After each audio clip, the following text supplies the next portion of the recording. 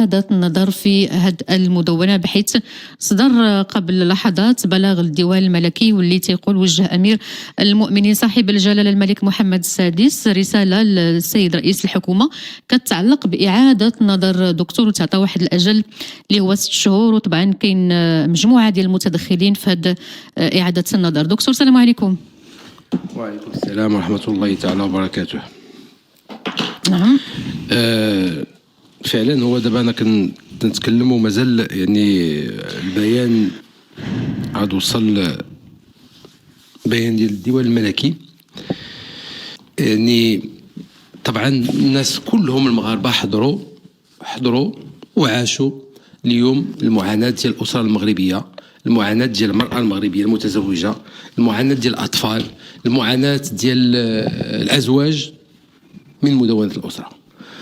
يعني مدونة الأسرة قضينا بها واحد الأشواط، حققنا واحد الطفرات مهمة في مجموعة من الأشياء، مجموعة من الحقوق، مجموعة من المؤسسات اللي تكرست في هذه مدونة الأسرة. ولكن من بعد يعني تقريبا 20 عام تبين، ولو هادشي ماشي تا داز 20 عام ديال تطبيق مدونة الأسرة، ولكن قبل يعني هذه سنوات تقريبا، هذه 10 سنين وهذه 6 سنين، هذه 7 سنين الأخيرة، تبين أن مدونة الأسرة اليوم ما بقاش كتفي بالغرض، بالهدف ديالنا اللي هو صيانة الأسرة، الحفاظ على التوازن داخل الأسرة وتقسيم المسؤولية بطريقة متوازنة بين الأزواج. كل واحد يعرف شنو الحقوق ديالو، كل واحد يعرف شنو الواجبات ديالو، والاطفال تكون الحقوق ديالهم محفوظه الى اخره. اذا بلنا العدد المهول ديال الطلاق اللي وصلنا له، وبزاف ديال الناس اللي كيرجعوا لاسباب المدونات الاسره ضمن اسباب اخرى، ولكن تيتكلموا مدونه الاسره كتكون في الواجهه. ملي كنشوفوا عدم الرضا ديال الازواج من مسطره التطليق او مسطره الطلاق، تلقاو بانه كيردوا لنا السبب دائما مدونة الأسرة، عدم تفعيل مقتضيات مدونة الأسرة بالطريقة المثلى، عدم تفعيل بعض المؤسسات بحال المساعدة الاجتماعية، عدم تفعيل الخبرات ديال الجينات اللي كنثبتوا بها في بعض الأحيان النسب والحاق الابن الى هذا الاب ولا الى الاب الى الشخص الاخر، ولا هذا الرجل ولا هذا الرجل الاخر الى اخره. بزاف ديال الامور اللي خاص فيها يتعاد فيها النظر، منها اكتساب ممتلكات بعد الزواج، اشنو المصير ديالهم بعد الطلاق. خاص هذاك النقطه ديال الفصل 49 توضح، الولايه مازال خاصها توضح، تطليق للشقاق مازال خاصو يتوضح، الزياره ديال الاطفال مازال خاصها شي امور توضح، مسطره الصلح كيكونوا اطفال مازال تيخصها توضح وتيخصها تفعل اكثر وتكون يعني واضحه.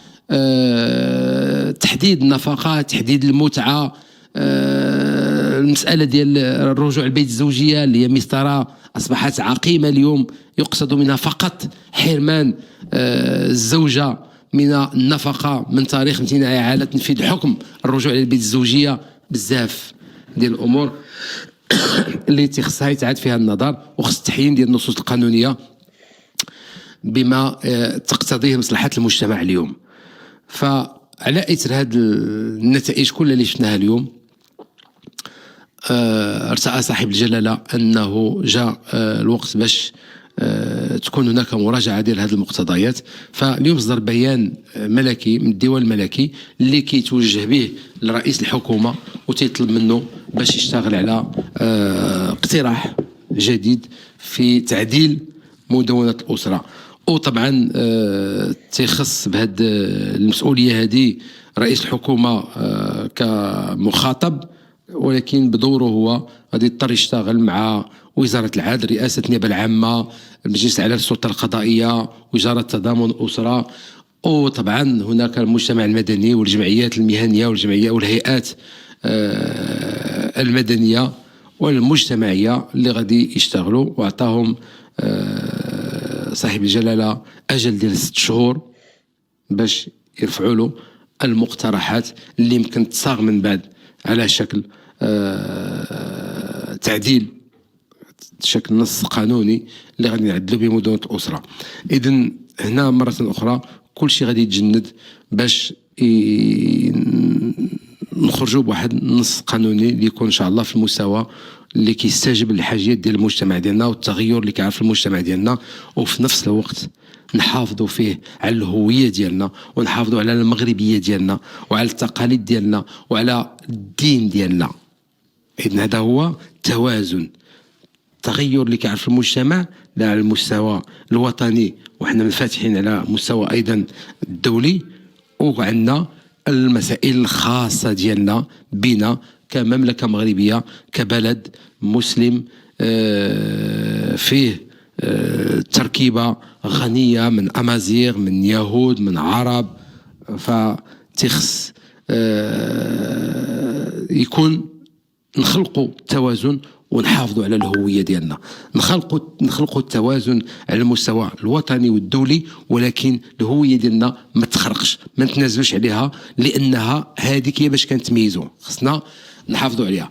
إذا تنتمنى على أن رئيس الحكومة يوسع الوعاء ديال المشاركين باش يمكن للناس اللي معنيين بهذه المشاكل اللي كيعيشوه يوميا، وكنقصد من هذا الشيء هذا القضاة، خص القضاة كلهم كل شيء يدلي بيدلويه، المحامون اللي كيشتغلوا بزاف في مدونة الأسرة، والقضاة المختصين في مدونة الأسرة، والمجتمع المدني طبعا، بالإضافة للمؤسسات الأخرى، يعني المجلس على السلطة القضائية ورئاسة النيابة العامة والوزارات حقوق الإنسان يعني أيضا، المرافق الحكومية الأخرى. ولكن تنأكد على المجتمع المدني، يعني جمعيات اللي كيعانيوا اليوم في حماية الأزواج وحماية الزوجات وحماية الأطفال، عندهم بزاف ديال المشاكل خصهم يوصلوهم، خص هذا الوعاء يكون واسع باش هاد الناس يوصلوا المشاكل، ومن هنا تيمكن لنا خص من القاعدة نطلعوا بالاقتراحات ديالنا، وعاد ديك الساعات يأطروهم ويقادوا ويشوفوا الأمور. طبعا كاين المجلس على العلمي، المجلس العلمي الأعلى حتى هو.